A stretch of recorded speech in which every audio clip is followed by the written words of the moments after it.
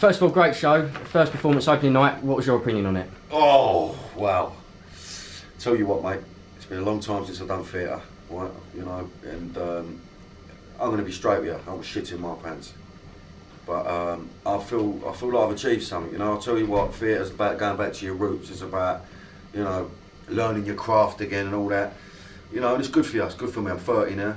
I've been, you know, earning a pound note making films. You get a bit complacent, but this brings you right back down to earth. I'll tell you that now. But I loved it. I really enjoyed it. You know, good audience. A lot of my mobbing. A lot of little young birds. You know, good to get the young birds back in the theatre.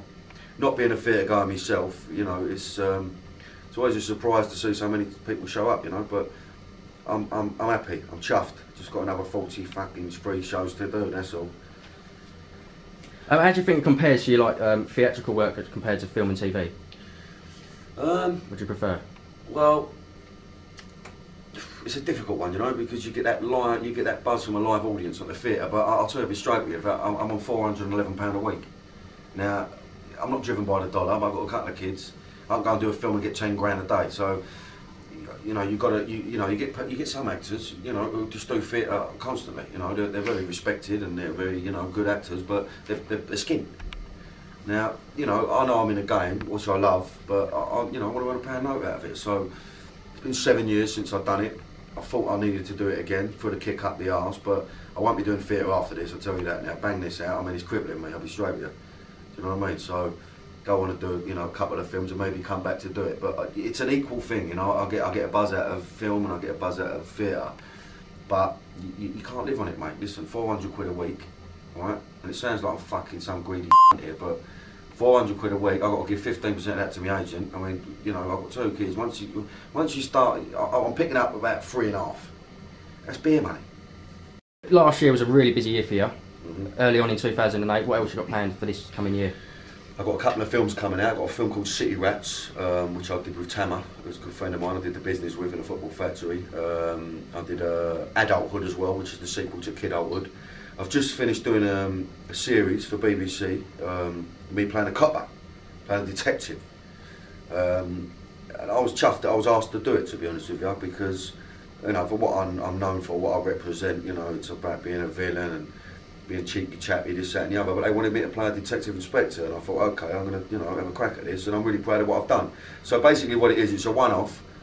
They're going to show it early March. If it gets more than 4 million people watching it, then we make the series. But I need to make a decision where I want to be tied to a series, you know what I mean? Because, you know, it's great to play a copper, but I mean, you sign on that dotted line. I mean, I could be tied to this series for the next 6 years. Do I really want to be tied to that? I don't know, but I'm proud, you know. I just want to show people that I can do other things, and I'm not even a bent copper. I'm a straight goer copper. You know what I mean? And it's a mad thing to do. So I'm proud of it. You know, I just want to see, you know, how it goes down. You know, so this should be a good year for me. I want to see what's going to be thrown at me. You know. Brilliant. Yeah. I mean, you've said before, in other interviews that I've seen with yourself, that you've never been fed the silver spoon. You've done it on your own, and you've dealt with the rejection and stuff like that. I mean, what has the journey been like for yourself? I don't know, it's just weird as you get older. I'll tell you, I'm getting a bit more. I'm starting to quieten down a little bit more. I'm starting to, you know, really respect my job a little bit more. You know, I'm a bit of a wild man. I do like to go off the rails a little bit, but this is one of the reasons why I've done this job. You know, I sort of got. You can get a little bit complacent. You sort of get pigeonholed a little bit. I'm really overwhelmed by the amount of fans I've got. You know, I've got my own website, things like that, and it's quite overwhelming. You know what I mean? It's weird, and it's like you get this sort of level of fame, and you've got to keep your head about you. You know, I'm still living in Custom House. I'm still living in East London. I'm still what I was, you know, the same 10 years ago. Nothing's changed, but I've got this level of fame, and I've got to be responsible with it. You know, and obviously I've just had another baby, and you know, I've just got to quieten down a little bit. I quite like that. I like the fact I'm getting a bit of a derby now, I'm getting a bit of a belly. I'm getting a pair of bangers. I mean, what the fuck's that all about? Like I'm passing to a bag of crisps. Right, all of a sudden I've hit 30 and I'm fucking, no, what's going on? There used to be an heartthrob. I quite like that though. I'm losing my wig a bit, you know. But I'm starting to sort of evolve into something else a little bit, you know, and I like that. But you never know. I'll treat every job like it's my last. And especially in this play, I'll also treat every performance like it's my last, you know. You know, you can't take things for granted, you know. I've got all these young whippersnappers on my tail now coming out of drama school, and you've got to keep your nut about you. So, how do you cope with the fame? you know, it must create a lot of pressure for yourself. It's a weird one, you know, fame, because, you know, what is it actually? Is you walking into a room and people going, oh look, I know him, I know what he's about. And actually they don't necessarily. You know, so when I'm doing fit, it depends what mood I'm in really, you know, I can't knock it because it's the game I'm in. I've called it on, I earn a good money out of it. But you can't switch it on and off, that's the thing about fame. It's like if I've just had, you know, murders with my missus, or I've had some really bad news and I'm saying I'm in Tesco's walking about, I'm not in the mood. But you know, I can't start getting like that. You know, it's like, you know, the fuck do I think I am? It's weird when you get people walking your back, following you about in the supermarket.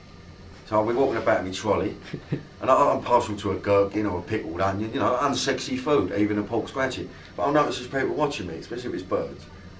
And you'll think, well, should I pick up them gherkins, or should I wait till they fuck off? It's a weird thing, you know, because all I can be is what I am, but you think, because they've got a perception of you, you don't want to let them down. I mean, for instance, if you know, people that knew what I'm about met me and I went, hello, my name's Daniel, they'd be fucking devastated. They would be devastated. They expect a certain thing from me. That's what fame is. They expect a certain thing. If you don't give it to them, then they'll be disappointed. And so therefore, what do? Do you play up to it, or do you be, you know, or do you be yourself? It's about getting that balance. It's quite an odd thing to do, you know. Sometimes when people come up to me, I want to go, look, mate, fuck off. You're driving me mad. I still can't bring myself to do that yet. If anyone asks me for a picture or a photo, I'll do it. I've seen other actors like fucking no photos and all this, and you think, well, fucking, you know, what are you doing? You're in the wrong game, mate. You know. It's just about, you know, respecting the people that will go and watch your films and respect what you do. I mean, do you play yourself in a lot of these characters, or, you know, is it what character that you are? I think that's what acting is. I think that what gets you the part over everybody else is that you bring to the role what no one else can, and all you can bring to the role is what's inside here. And you can go to drama school for 3 years and all come out the same fucking robot and learn the same techniques and do, you know, I absolutely, you know, the way I laugh is the way, you know, if I've got to laugh, my character's got to laugh, I'll laugh the way I laugh. If I cry, I'll cry the way I cry, you know. It's like, you can't sort of go down that chameleon route, you know. You bring out the best parts of you for the role, and that's what you do. So therefore, you are, in a sense, unless you're changing your accent a bit, that throws people, but that is what you do. You know, it's about, and anyone can be an actor. It's just about being able to dig into there when you're like that. Boom, right. I want to see you happy. I want to see you hysterical. I want to fucking see you sobbing your heart out. And you go, boom. That's what the game is. You know what I mean? Quality. I mean, so I was going to ask you, what's it like stepping out of character? But in a sense, you are already that. It depends though. Listen, sometimes you get really immersed in it. You know what I mean? Like my missus said to me, exactly had a conversation when she went, and she don't take notice of whatever job I'm doing. I like that. She's old school. Also, I come home, there's dinner on the table. She never asked me nothing about nothing. All of a sudden, the other day, she went to me, what's this play about? I went, why? You've been acting funny. I went, what do you mean I've been acting funny? I don't know. I went, all right, I'll tell you what it is. I'm playing a rapist. She went, I thought so. I went, you really fucking thought so? She went, what are you saying? I'm acting like a rapist? She went, no, you just got this mad way about you looking at me funny. And all that. And I thought, am I fucking looking at you funny? I'm not playing a raving rapist in this, but I've got that one speech when I'm saying about the birth of the contraception and all that, you know, and I sort of sat back and thought, I've been a bit odd with her, you know, I've been a bit fucking. That's only because I think it's not about stepping out of the character so much. It's about you live and breathe it. You got to, because once I walk out on that fucking stage, I can't have any doubt in my mind. So you do sometimes take that home with you. Obviously, I'm fucking sitting indoors eating my dinner like a rapist. Fucking dribble coming out of my mouth, you know, looking at her arse all the time. I don't know. But it freaked me out a little bit. I thought, sorry, babe. That's the case, so I fucking apologise. You get away from me before I stab you. Not true. Obviously, you've had a second baby now, so how's life, personal level? Mate, what a fucking. I'll tell you what, one second, let's just get my little quality. Here she is, look. It's my little baby there, look, that's my other daughter, right? Who I know is going to fucking. She's beautiful, my other daughter, right? She's 11 now. There's a young kid out there, 11, 12, who's running about, who's her future boyfriend. I apologise to you now, boy. When I meet you in a few years, I'm going to tug you seriously. Just give you a little tug in the corner and tell you straight. I think my daughter there has got the worst two combinations. She's got beauty with scattiness. She's scatty as arseholes, right? But with the beauty, and I know she's going to cause me a lot of acne. Now, this little one here, well, I think she looks like me a little bit, yeah, I've got to say. It's a weird one, because I never thought I'd be able to see that in your own kids, you know what I mean? But I do think, I mean, she's great, she's the bollocks, you know, it's made me grow up a lot. But it's hard work, mate. I'll tell you that now. I'm thinking about having a snip. Only from the lack of sleep. It's the lack of sleep. You get ratty round your missus, you get... But there's nothing fucking better than, you know, watching your old woman give fucking life. And, you know, I've got to say, look, listen, cut the bollocks, I've got a good bit of spunk about me. I'll put that back up there. Quality bit of spunk, you know what I mean? Beautiful girl. Well, thanks, Danny. That's great. Thanks for your time. That's right. Listen, That's get on the student pocket guide. I'm telling you now, all right? Proper outfit. If you fucking don't, I'll get a few of the mob and I'll come round and fucking sort you out, all right?